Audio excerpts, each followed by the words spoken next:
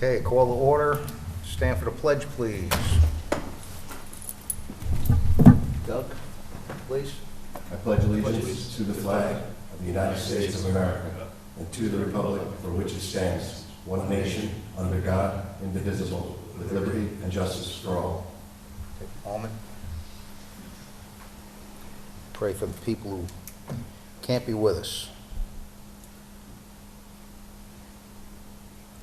Okay, thank you. Okay, we have a new submittal here. Ron, I'm sorry to interrupt you. Did you do a motion to open?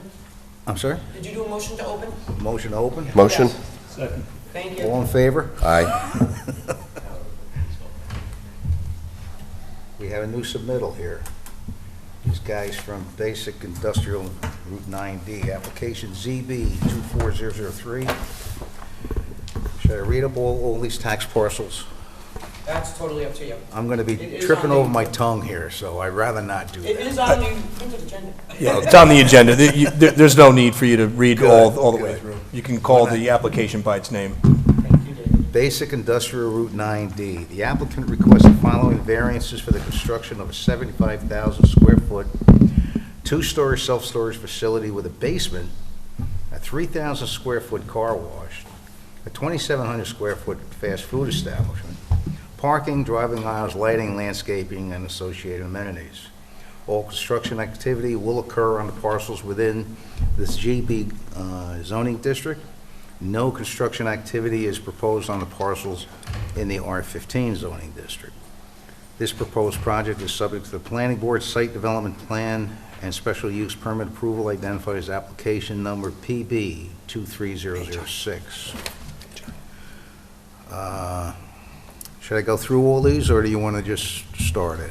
Should I go through all? That's up to, I would turn to David for that. David, should I go through all these, every one of these Would be a bit easier variances? for the people at home if we Yeah. Okay, kind of all right. read it into the record. Let Yeah, me just go you're through. talking about in terms of what the variances are that are requested? Yeah, let me go through all these, and Sure. then you can, you know.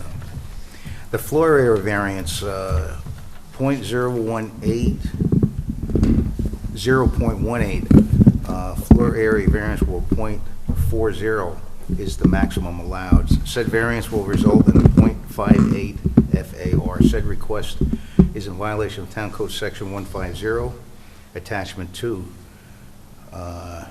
Schedule of Regulations for Non-Residential Districts.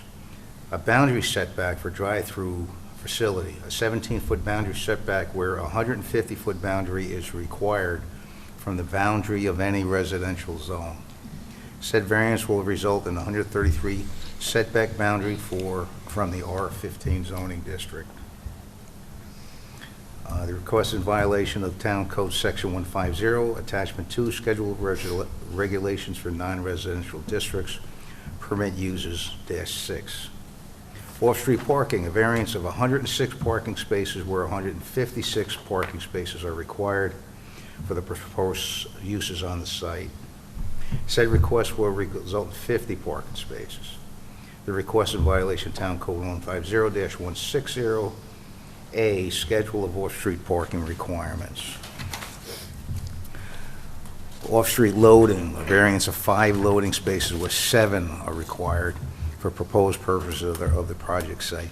Said result will result in 2 loading spaces. The request in violation of Town Code Section 150-162A, off-street loading requirements. And finally, a combined aggregate area of signage, a variance of 83.25 square feet of aggregate sign where a 68 square foot aggregate sign is permitted. Said variance will return in a 151.25 square foot sign. The request is in violation of Town Code 150-43, G2A, signs, permanent signs within other districts, RB, PB, PSC, GB, and PI. We will consider the application and referring to the Dutchess County Department of Planning and Development, New York State DOT, and the Chelsea Fire District. Okay, sir, you can have the floor. Identify yourself. Thank you very much, Introduce Mr. Chair. yourself. Lee Lefkowitz from Zarin and Steinmetz. I'm the attorney for the applicant Basis Industrial, which is a contract of ND for the property. And with me today is Zoe Daniel from Basis, our architect Chris Mikulik, and our engineer Zach Cam from Dynamic Engineering and SGW Architects. So as you indicated, Mr. Chair, so this is a project for 112,584 square foot, two-level self-storage facility with a basement, a 3,000 square foot car wash, and a 2,700 square foot fast food drive-through. The project will also retain an existing gas station and convenience store that's currently on the property, but those will be discontinued once their lease expires. So we've already been before the planning board where they adopted a negative declaration and preliminary site plan special permit approval. We're now before your board seeking 5 variances to enable the project, but I'm going to add a little bit of color on that in a moment. You know all the 5 factors of the test, so I'm not going to walk you through each prong. We set forth the basis for each prong and what they are in our June 4th letter to you, so I'm not just going to read that aloud. I'd rather get into a little bit more of the details. So I'm going to walk through each of the variances, and then I'll make our consultants available to you to answer any questions your board may have. At the conclusion today, I'm just going to ask that you, as you indicated, Mr. Chair, circulate the notice and the necessary referrals so that we're in a position to open the public hearing at the next meeting. So one thing I just want to get through at the outset, and then I'll get into the variances. So we indicated in our application that we're seeking 5 variances.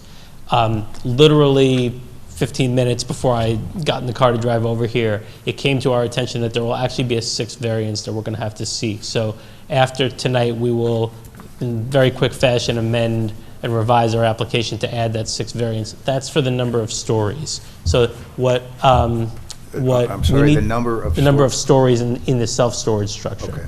So what we did was what's permitted in the zone is 2.5. This is a two-level structure, but Fishkill's definition of what constitutes a story in certain circumstances includes the basement. So because this structure has a basement, we believe technically we will need a variance for stories, because if the basement's included as a story, it's 3 stories and 2.5 are permitted. 3-story or 2.5? We would need 3 stories and 2.5 are permitted. So we need a half a story variance. So immediately upon returning to our office, we'll revise that application and we'll add the 6th one. But as soon as we found out about it, I wanted to bring it to your attention because we'll walk through each of the ones that we've already submitted. We could talk about the stories as well, but we just wanted to make sure that we're still online to make that change. And then as soon as we make the change and resubmit the application, that your board will tonight authorize that the GML referrals and the notice goes out so that we could still be teed up to open the public hearing next time around. So let me get into the ones that we did correctly put into the application. So first is floor area ratio. So 0.4 is required. We're proposing 0.58. So this is a variance of 0.18. Similar to what we were just discussing, this is actually brought about by the basement. So before we included the basement in floor area ratio, actually there wouldn't be a need for a variance here. But again, because the code requires, in this instance, because of the way the basement is designed, that the basement be included in the calculation, technically it brings us above the 0.4. So therefore, we need a 0.18 variance. But our argument for why it should be granted is the building is going to look the same with or without the basement. So in this particular circumstance, while we are seeking a variance, it's not going to have any impact on the community. It's not going to add any visual massing to the structure. From the outside, you wouldn't even know the difference. So that's the first one. That's floor area ratio. Second one is setback. That's for the drive-through. So Can we get that on here? Can we get the... let's see if I can...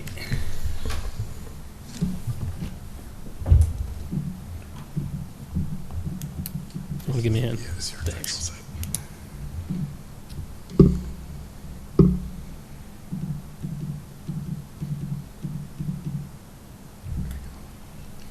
Now, where exactly is So the that? drive-through is right over here.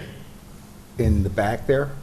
Can you see where my mouse is moving up on the screen? Yeah, this Yeah, is the and where is the structure. residential property? So this is a split-zoned property. So part of the property is in the R 1.5, and part of the property is in GB. We're only asking for, there's only construction occurring in the general business district, but because the property itself is in the residential district itself, this is technically 133 feet from the boundary line. Now, do you own the residential property? Yes, it's part of this site, correct. Okay. But similar to what I discussed with respect to the floor area ratio, this isn't really going to have an impact on the community. It's not as though, as a result of locating the drive-through where it is, we're going to be up against a house or something like that. It's just this particular site happens to be on the boundary line, in the boundary line, and so that generates the need for that variance. The third one is off-street parking. So here, under the code, 156 spaces are required. We're proposing 50. So the reason for that, I presume your board has dealt with self-storage facilities in the past. Obviously, our client has a great amount of experience with them. Self-storage facilities don't require a lot of parking. So while technically 156 are required, it's based on our experience, BASIS knows how many parking spaces are required typically for a self-storage facility. They have no interest in providing too few parking spaces. In fact, when we were in front of the planning board, CPL, the planning board's consultant, indicated that the 50 spaces are probably going to be sufficient for this site. So that's the reason for the 50. Self-storage facilities, as you know, people don't frequent them. They're not a frequented establishment like a restaurant. People drop off, they pick up, and then their stuff sits at the storage facility. Of the 50, 10 are the self-storage facilities right here in the middle. 10 are allocated here, and the other 40 are for the fast food and the car wash. 31 are going to the fast food, and then the balance are going to the car wash. So that's the third variance. The fourth is off-street loading. 7 loading spaces are required. We're proposing 2, so this is a variance of 5. Very similar to what we dealt with before. Most of the loading and unloading at a self-storage facility is taking place inside. So that's what this facility is anticipating. They are utilizing 2 external loading facilities. And then when it comes to the drive-through, they're anticipating deliveries taking place during off hours, right at the window, the drive-through window. And the car wash doesn't have any any need for any loading. How many units are in this facility? I'm sorry, how many? How many storage units? Do you know how many storage units?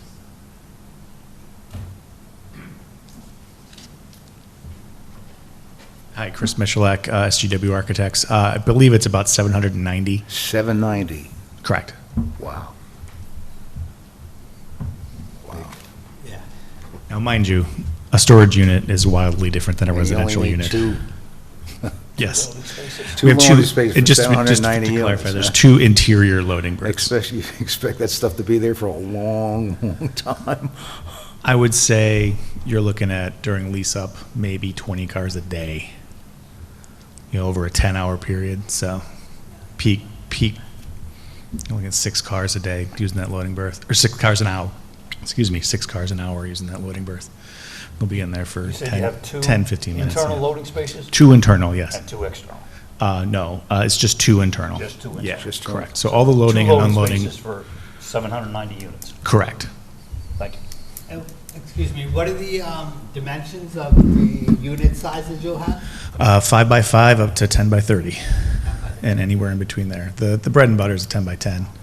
5 by 10s, the bigger units, maybe it'll be 10, the bigger units. The majority will be 5 by 10s, and 10 by 10s. Will you have your yard parking as well for like campers, boats, etc.? No exterior. No exterior. It's prohibited.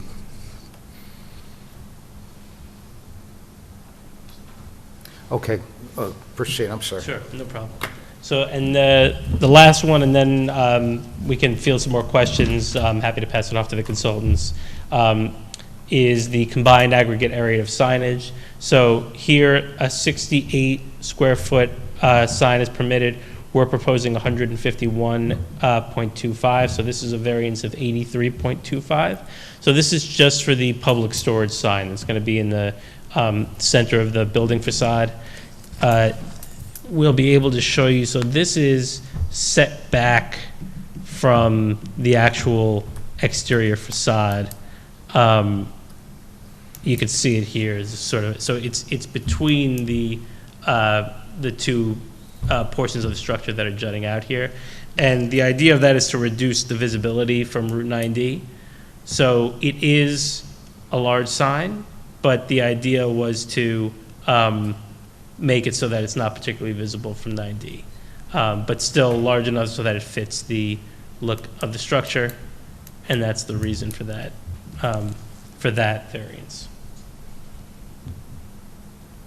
So I know there's plenty of familiarity with the project already, so rather than take up some more oxygen here describing it, happy to answer any questions.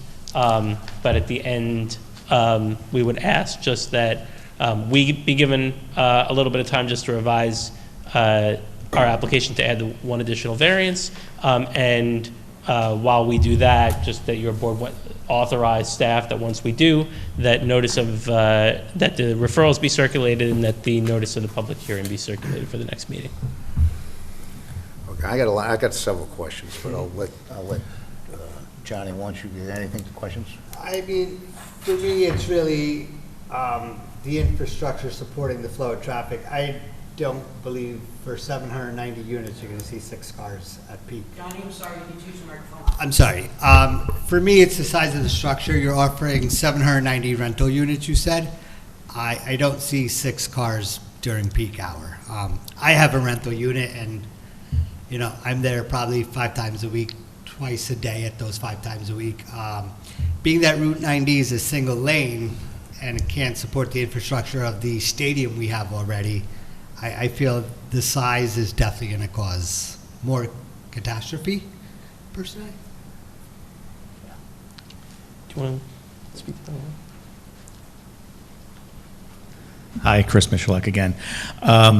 Self-storage as a use is the second least intense use in the Institute of Traffic Engineers manual. The least intense being a cemetery. So on average, and now mind you, 790 units may sound like a lot. It's not for self-storage. It's one of the larger ones, though, in the area, though, to be honest. You know, If you look at Guardian, it might 90 be. Self-storage, you know. Well, those are old school. Right, but old still, school. you know, they Yeah. only have, I think the biggest one we have on 9D, which is Guardian Self, or 90 Easy Self Storage only has 280 units, and they're, you know, if you go by, there's people always in and out of there. So the difference here is that this is completely interior storage. There are no drive-up units here. You're not going to have, the majority, I'd say 65 to 70% of the users here will be residential users. It's going to be holiday stuff. You know, your mother-in-law has to move out of their house. You got to put her you know, heirloom somewhere. And that stuff tends to stick around for a while. Industry standard is that the average self-storage user will lease a unit and then 14 months later move it out, and that's it. And they rarely go back. There will be users like, you know, perhaps like a pharmacist or a pharmacist reps, a drug rep kind of person that will be there getting materials, samples, stuff like that every day, every other day. But on average, and per the ITE handbook, it's accepted that it's going to be 6 cars an hour max on a Saturday for this type of facility. Okay, thank you. Sure. That's it, John? Johnny?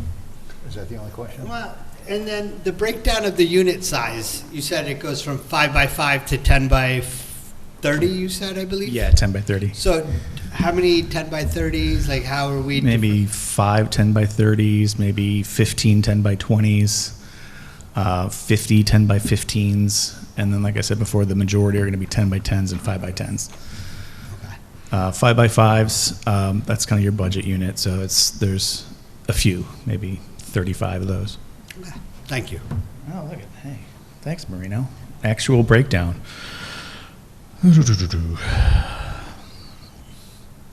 Let's see. There will be 24 10 by 30s, pardon my friend. You know. 24, yeah, that's Yeah. a lot different than 10. Yeah.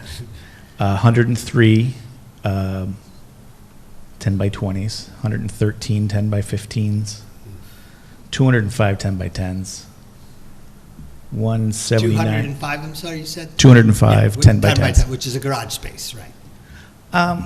No, that's smaller than a garage. Half a garage. Yeah, that's Yeah. half a garage. Half a, I would say half a parking stall. I wouldn't call it even half a garage, right? Well, single car. Yeah, Real single, tight. yeah. I'm thinking double, two-car garage, yeah. 235 by 5s.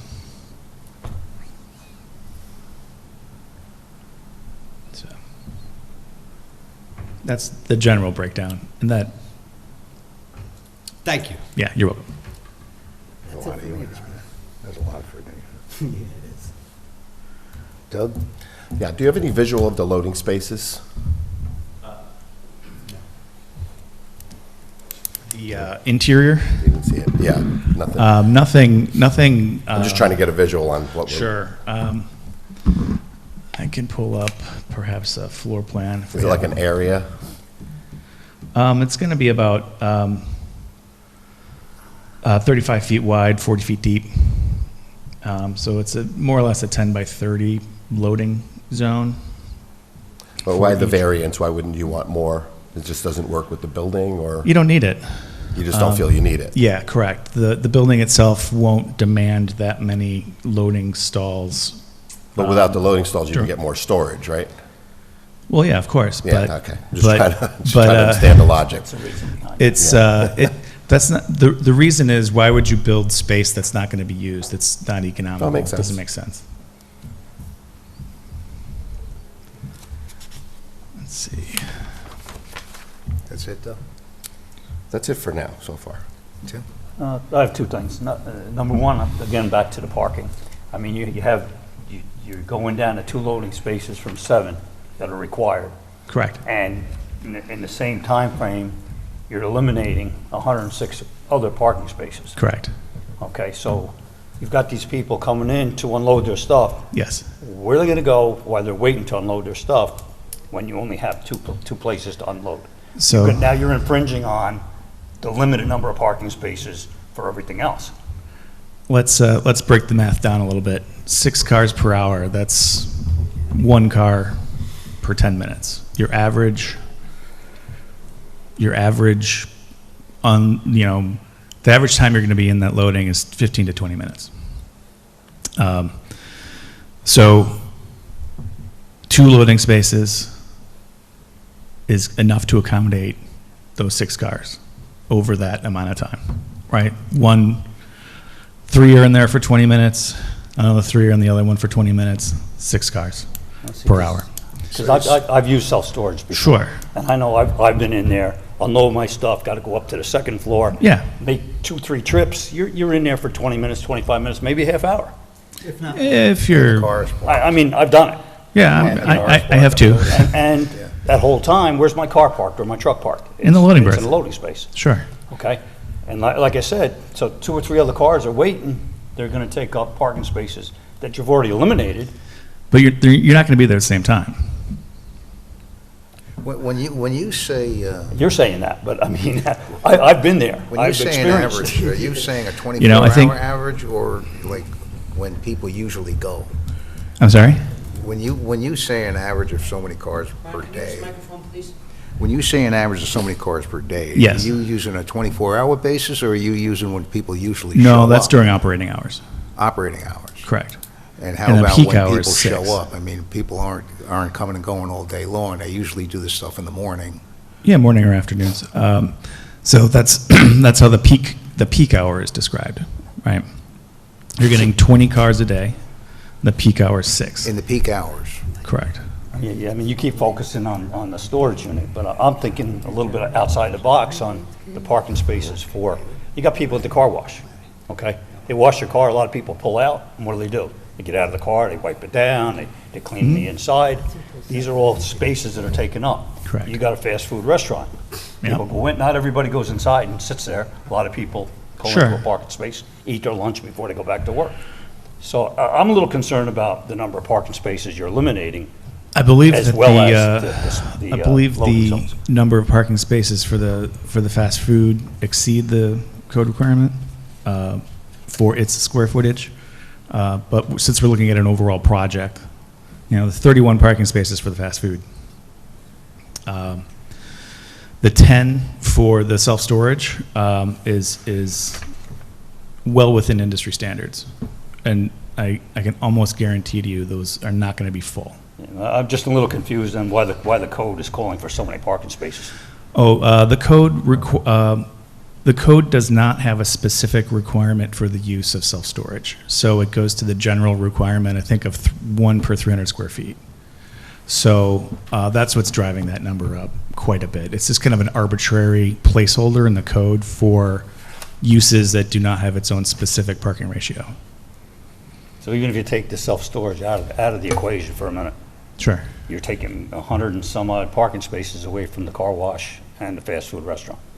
Correct. That's a lot of parking spaces we're taking away based on what the code's calling for. Well, the code calls for, I think, 29 spaces for this size of fast food restaurant, and we're providing 31.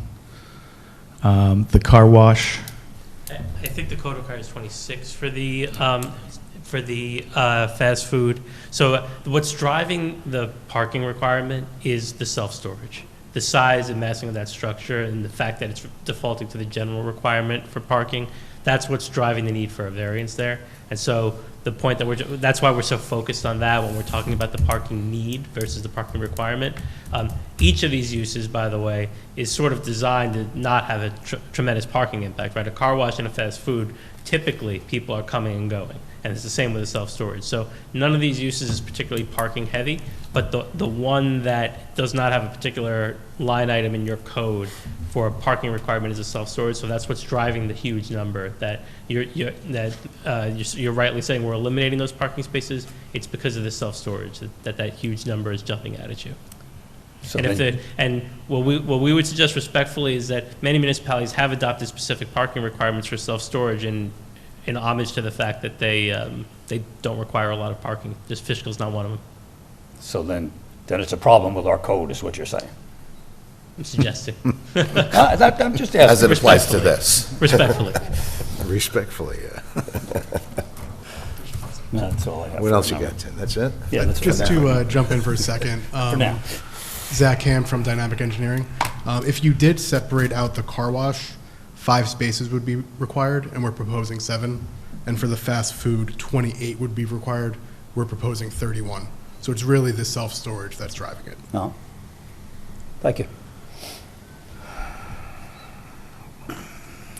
one All more right, quick point. Yeah. Uh, Dutchess- I got a couple here. Dutchess County Planning said that, or believes that we are parked sufficiently for their Dutchess review. County? The Dutchess county? County Planning, yeah.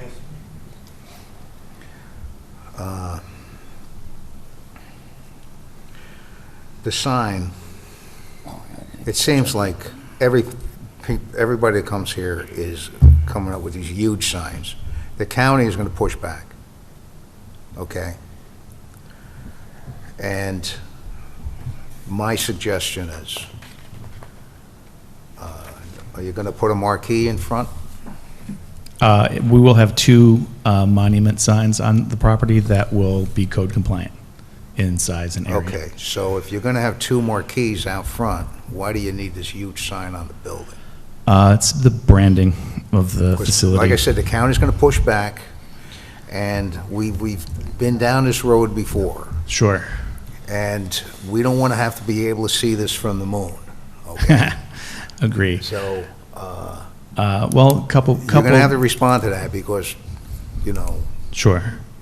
I would say 2 mitigating factors. One, I think Lee already mentioned, our sign is kind of in a setback location. It's already shielded a bit. I hear you, yeah. Furthermore, there is a provision in the code that says you are allowed unlimited sign area as long as you're more than 150 feet from the front property line. Now, the building itself, this front portion up here, is 130 feet back. The sign itself is 150 feet back. But we're taking the most conservative route, saying that the building, since the building is 130 feet, we're considering that the signage is, part of that building. So it's would require the variance. Is it going to be lit? Yes, LED? most likely. I'm sorry? Yes. Most likely. Now, assuming this is a franchise, I'm assuming it's a franchise. It's a national third-party operator. Okay, but would that be a publicly deal breaker if it was smaller? traded. We'd For the franchisee to sign? probably have to go back and just get some sign-off on them, but I'm sure that there's something, that maybe there's somewhere in the middle we can get to. Okay, thank you.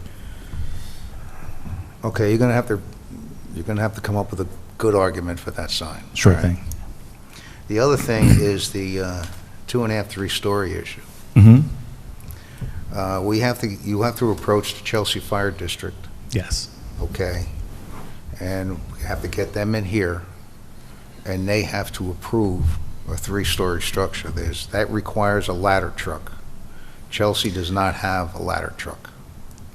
So the mitigating factor there is that the only reason we're asking for the third story is because they're including our basement. I'm sorry? They're including our basement. So above ground, we're 2 stories. Yeah, it's only 2 up, it's 1 down. I'm just saying, if there's so many feet, Understood. okay? How high is this structure?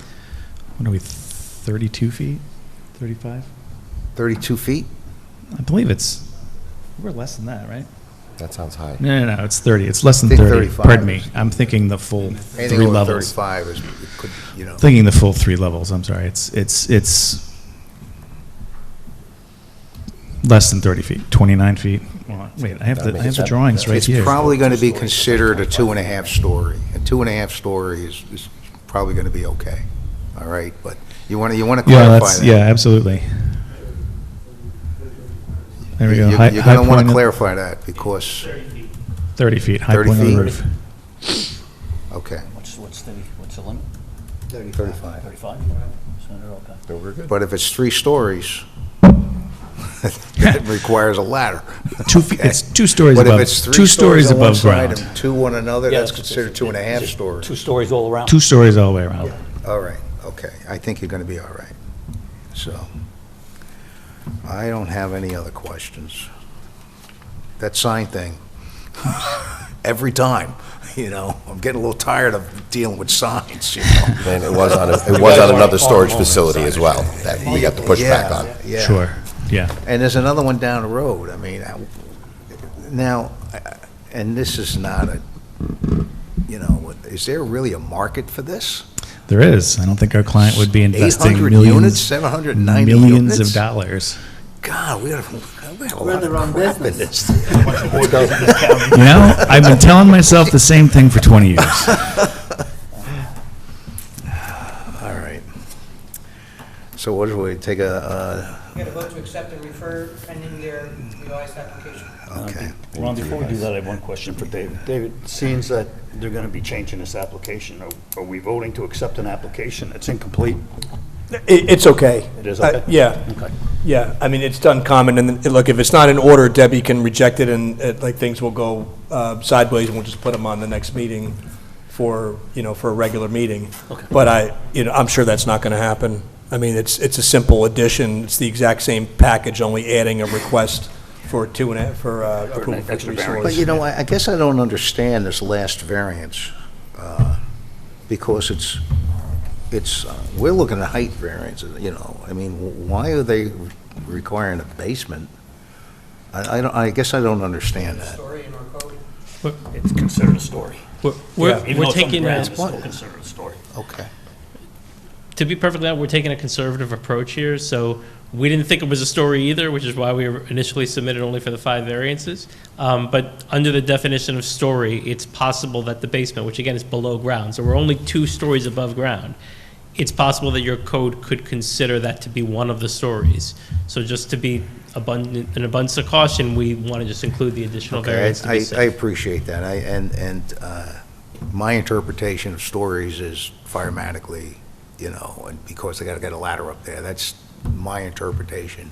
Us- Why us they too? why they call it stories. Us too, and believe me, we had a conversation right before I left for here saying, no one thought of this before, is this really safe? And, Right, we thought, right. let's just be safe and add the additional variance. So do we have a motion to accept? Motion. Second? Second. All in favor? Aye. Okay, gentlemen, we'll see you next You want to time. vote on a public hearing for the next meeting? Yeah. Public hearing, or wait until they come up with a revised? No, you could schedule a public hearing. You Okay.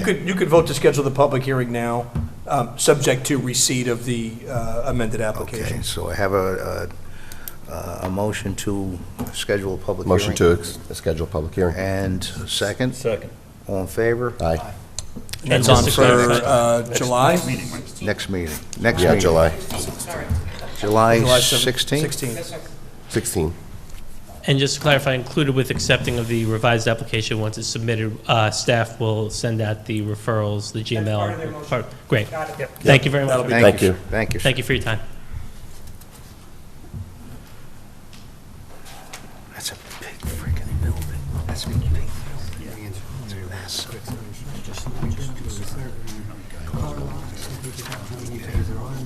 Oh, you know what I want to do? If it's going to be a We'll leave it up to you, stage. Dave. You did very well. Thank you. It's just a review. It's a lot. I'll ask them next month. I don't like it. You can't get, it's like the village, you can't talk about like the rich. I don't want it. Okay. Homeland Towers, right? Yep, I got some questions for that, too. sure. That's what I'm here for. Homeland Towers, LLC, Verizon Wireless, application number ZB24002, tax parcel 615400852-538, property address 73 Route 9.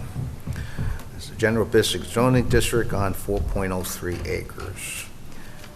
Notice of intent, the board, they had SEQA over at that, right? This was, there's SEQA declaration with this, right? Deb? Not yet, sir. Not yet. 30 days have not passed, that's why it's on the agenda as the last item. Okay. Now, we're not going to do the public hearing until the secret I declaration. would turn to David. You can certainly open one and keep it open until seeker's closed. Yeah, you can proceed either way. Again, it would not be unusual, but it's not required to open a public hearing. You just think they- can't, I think they the would like- requirement is you just can't act without a secret Okay. neg deck. I think they would like to have a public hearing open. They wanted it last time. We put it off till this time. Gentlemen? Scheduled, right? Not yet. We'll schedule the time, but, Gentlemen, Thank you. My name is David Kenny. I'm an attorney with Snyder & Snyder, here tonight to represent the you're the real applicants. guy, right? Yes. Real deal. I was out on paternity leave for this last meeting, so thank you for my absence. Congrats. Thank you so much. Again, I'm here tonight to represent the applicants, Homeland Towers and Verizon Wireless. The application, as you were told at the last meeting, is for a 150-foot monopole cell tower to support antennas for Verizon Wireless. Verizon has a gap in service along Route 9. The village, the planning board has retained a wireless expert, Doug Fishman, to review. He has confirmed that there is a gap in service along this area and that our tower would fill in that gap in service. We're before the planning board right now, who are noticing their intent to be lead agency. And we're right now at the point where they're reviewing alternative stealth designs for the tower. That was the main topic of discussion at our meeting last week. So we proposed two alternative kind of color combinations that we feel may work best for this type of tower. That is shown right here on the screen. So this is the traditional galvanized steel monopole. So this would be without any coloring. This is just the galvanized steel. The next one would be if it was completely brown. Some different views will have this tower against a ridge with the brown painted pole. It may look good against the ridge or some of the views, Also, it kind of looks a little bit more closely resembling to the above-ground utility poles that are in the foreground. And then the design that seems to be preferred is a two-tone color combination, where depending on the vantage point that's chosen, we would do brown for a painting of the pole up until about the tree line, and then above the tree line we could choose a lighter color, a sky color generally, and that would help blend views of it. Again, this is a line of sight technology, so we can't make them invisible, and they do have to have some visibility to the roadway in order to get the service there. So the goal here is to make it less noticeable. So those are the two main color options that we're Can't reviewing. make it invisible. I know. If they could, then I would be out of a job, but you'd have much more cell towers all Just around. put the first one back up Sure, there for a absolutely. second. So this is the full brown one. Right. And again, from different vantage points, like there are some vantage points where we have from here, like this is looking down the driveway of the property, so this is probably the most direct view anyone would have of the facility. So for here, a brown painted pole, it may look a little bit better on some of the views because you have more of that ridge in the background. But we'd also have one where, went a little too fast, where here we painted the brown right up to the top of that ridge line, and then the lighter color right above the ridge And you line. said also you had one that was just steel? Yeah, and then we have one that's just steel. Okay. And that looked like it disappeared in the other view before. Yeah, it really depends on where you're looking at, and then this is, of course, looking right down the driveway of the property, so this is likely the most direct view anyone would have. And majority, again, across the street from is an industrial use. I believe it's a gravel mining operation, and then the uses on the property, they're offering us a lease, so I believe they don't have any objection to our facility. But if you go to the view shed map, this is kind of the main focus, I guess, that the planning board's having at this point in time, now that the technical issues have been worked out with the consultant, is where will the tower be visible from? So these were the photo locations for that were included in the visual analysis report. These red ones are areas where the tower was not visible from. The green are the areas where the tower was visible from, and the orange is where it was visible but through the trees. So it was very limited visibility. Again, we did the balloon test during the leaf-off conditions because those would be the worst-case example. But again, some of these views, they're very in close proximity to the site, and they're also surrounded by other industrial uses. I did hear from my colleague that there was some questions regarding 911 phone calls. So we did have some information. There are a couple of things. So from the 911 statistics from the National Emergency Number Association, and I can submit this in the next filing. This is from a study from 2011. They said there's an estimated 240 million calls are made to 911 each year. And in many areas, in most areas, 80% or more are from wireless devices. And then there was also a study done by the National Health Interview Survey. That's a sub-entity of the National Center for Health Statistics, which is a sub-entity of the CDC, which is a sub-entity of the Department of Health and Human Services. In 2022, they confirmed that 70.7% of adults lived in wireless-only households, and 81.7% of children lived in wireless-only households. So more and more generations, skewing towards the younger generations, are opting to ditch the landline and just go wireless-only in their households. So for many of them, a wireless cell phone call is their only way to call for help. So it is of utmost importance. And then for public service entities, there's a thing called E911. So a call center, if they have the technology for E911, what happens is the E911 can automatically provide the call takers with the mobile phone number, the cell site, the sector, and an estimated latitude and longitude of where the call is coming from. So it helps emergency resource providers or emergency call centers, getting the information they need as quick as possible. Right. And also, for some people in an emergency, like a lost hiker, they may not know where they are. So it really does help in making a 911 phone call even more productive. So you say 80%, that's from 2011. Correct. And it's increasing, that's almost 15 years ago. Correct. Do you have any later data? So we're trying to get data from reputable sources. My understanding is that number's gone up, but I can see if I can get something more recent. I would prefer that. Sure. Because there's a lot of pushback on, you know. Absolutely. That's why I brought. Personally, I don't care the color of the tower. Okay, Yeah. personally. you Me know. neither. I'll pay the high school football team colors if you guys like it. Well, whatever color people like. But, you know, I am aware that more and more people use their cell phones. And, you know, I don't want to show any bias or anything like that, or preferences, but I'm a realist, you know. And there's more and more of these things, and you don't even realize they're there half the time, you know. Absolutely. And some of the questions I have, well, I don't want to get too far ahead of myself. I'd rather have the other guys ask questions if they have any.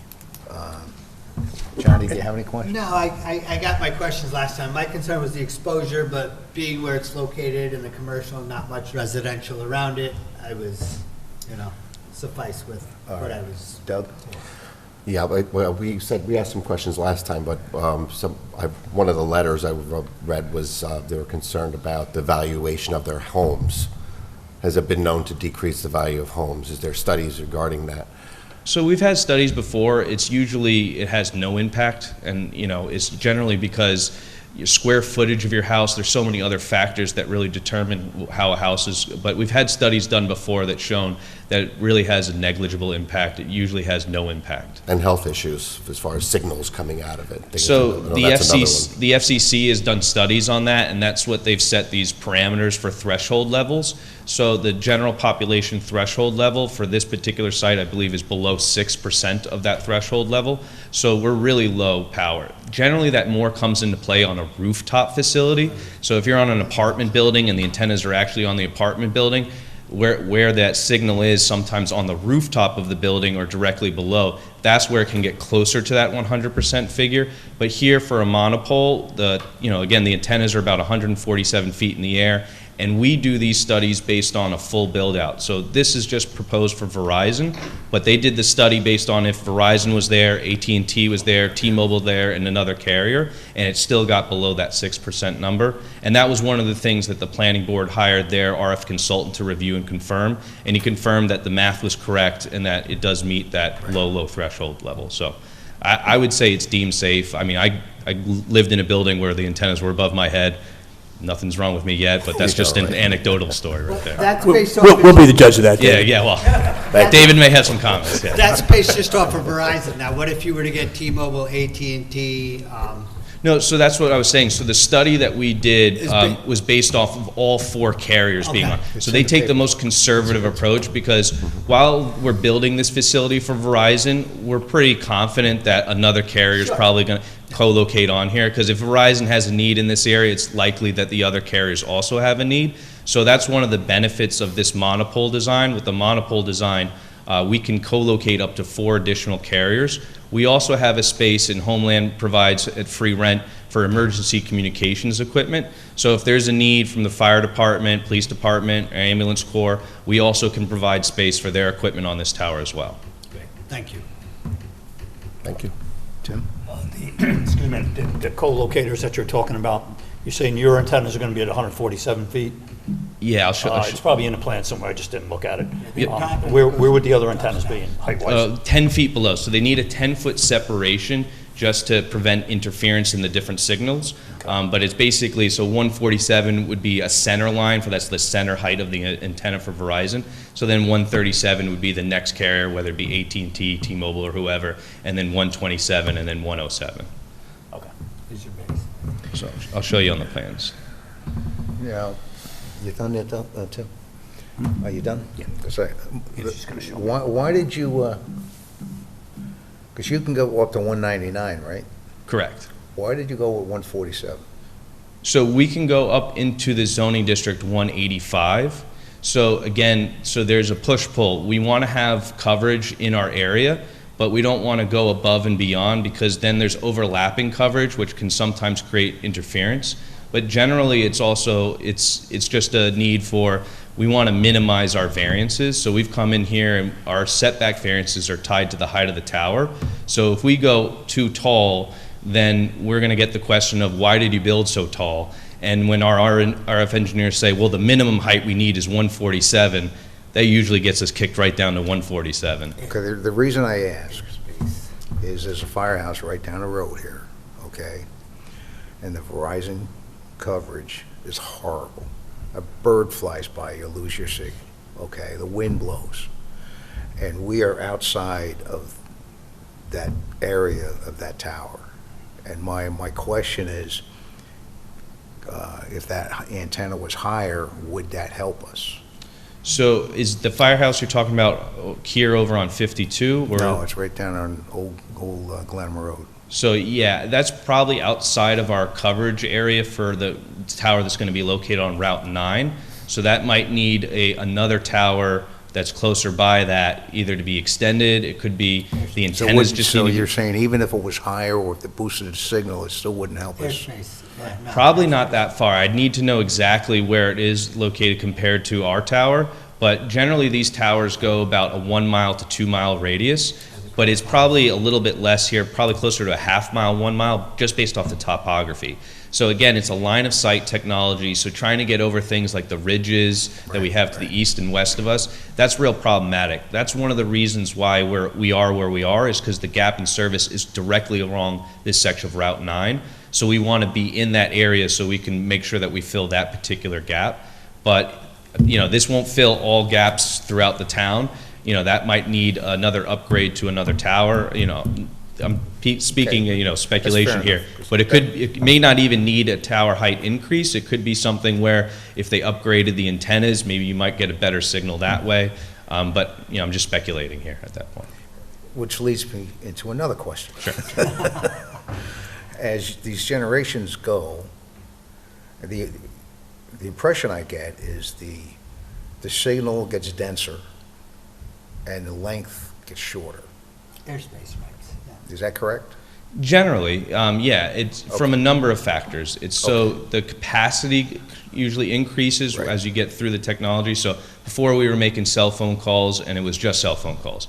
Now people are using their cell phone for internet connections, emails, video streaming, navigation with denser, GPS. yeah, So yeah, there is more data being put, but it's not just the fact that there are higher data demands. It's really that there's more users. So cell phone service, it also gets sucked up by a number of users in a given area. So in a more densely populated area, you have much more cell sites closer together because it's a capacity threshold at that point. It's how many users can one cell tower hold or supply at one time. That makes perfect sense. Now, which leads me to another question. That's what I'm here for. I'm sorry, I could be here all night. I'm sorry, guys. Are you going to need more towers?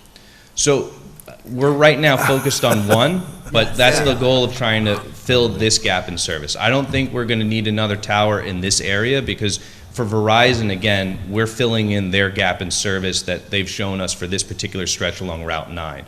Now, you do have towers just a little bit further to the north. I think you have 3 along the I-84 Route 9 corridor up there. There's one in the village of Fishkill right there on Route 9.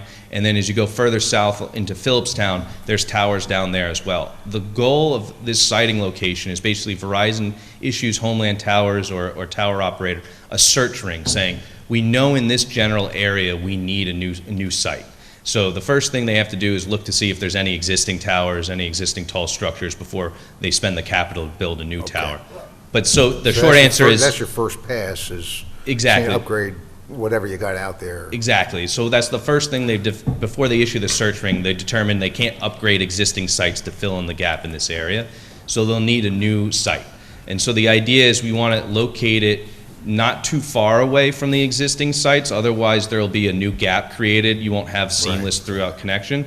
So we're really in a sweet spot here where we're just as far north of the tower that's in Phillipstown below us, and then we're just as far south from the towers that are up along I-84. Which is another Verizon tower. So there's it's like airspace rights, Ron. Yeah, I get it, yeah. No, I am somewhat... I'm getting it. You still We have have multiple Verizon towers. I do, but I never use it, to be honest.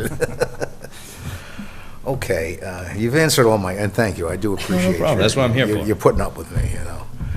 I think at this point, we want to make a motion to open a public hearing. Is that? Schedule one. Schedule public hearing for the next July meeting. July 16th. Do I have a motion? Motion to schedule that for July 16th. Second. All in favor? Aye. Okay.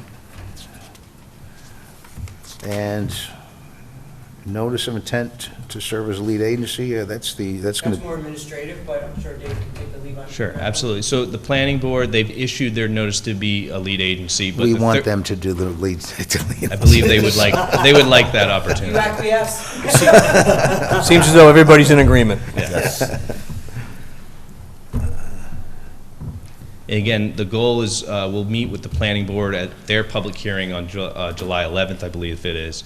And again, the cell tower design, the ones that we've been showing, that seems to be the preferred one, but they have asked us to review an alternative design, which would necessitate a taller tower. They basically want a flagpole or a flagless flagpole design, which antenna is internally installed.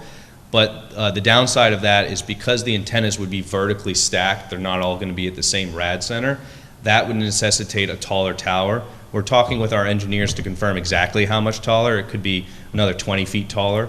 And then the idea is that, it would be a slender pole, but they're not really slender poles now because of having to fit the antennas, the cables, and the equipment inside. So they're approximately about 45 inches in diameter, almost 4 feet in diameter. So they're going to be bigger and kind of taller. It seems not to be preferred, but they've just asked us to explore this option and give them their reasons. But because it would necessitate a taller tower, I just want to inform this board because that would increase the setbacks. I don't believe that that's going to be the design that's going to be chosen, but I did want you to be aware of it. And if you have any input on that particular design, I'm happy to take it back to the planning board. I don't have any, it's a collapsible tower, collapses in on itself, right? Yeah, that would be regardless if we do a monopole or a unipole. It just more of the downside with the unipole would be the taller, and then also it would take up co-location space. So And you're in a with the- commercial area. Yep, we're in the general business district, Once it's there a couple of weeks, you don't notice it's there. generally, yes. And the backdrop is nice, you have, Yeah, mountains. exactly. I don't have any, no. Well, David, I think we're all set here, I have no more questions, I don't think anybody else does. And the only complicating factor would be if the planning board does see that and say, we love it, you'd have to come back and amend, and we'd have to renotice. But that's okay. Right, absolutely. Yeah. But my hopes is they choose the better design of the two-tone color, but, that's not my decision. Thank you very much for your time. Thank you. Thank you. Motion to adjourn? Who's going to make the motion? Motion to adjourn. Second. All in favor? Aye. Thank you.